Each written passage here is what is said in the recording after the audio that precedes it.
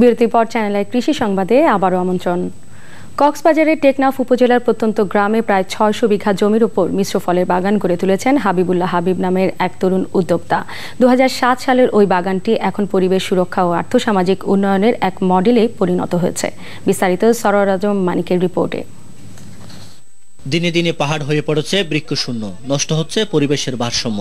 বিষয়গুলো মাথায় রেখে সীমান্ত উপজেলা টেকনাফের উপকূলীয় বাহারছড়া ইউনিয়নের শাপলাপুরে ২০০৭ সালে শুরু হয় হাবিবুল্লাহ হাবিবের বিশাল বাগান গড়ার অভিযান। প্রথম বছর রোপণ করেন ২২,০০০ বিভিন্ন ফলের চারা। প্রথমে আমি প্রজেক্ট শুরু করি, ইনশাল্লাহ ২ বছর ৩ বছরের মাথায় আম ধরা শুরু, আম, কাঁঠাল, পেয়ারা, বিভিন্ন ফল ফ্রুট ধরা শুরু।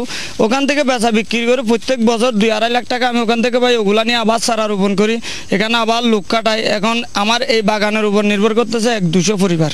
বাগানে কাজ করছে ৩০ জন শ্রমিক। এক সময়ের বেকার এসব তরুণদের কাজেরও নিশ্চয়তা দিয়েছে এই প্রকল্প।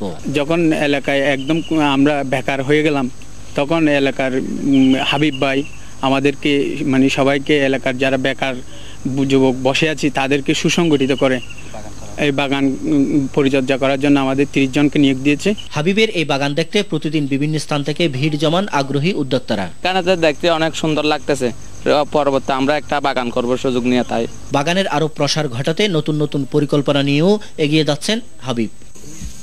কক্সবাজারের টেকনাফের বাহারছড়া থেকে সরোয়ার আজম মানিক, চ্যানেল আই।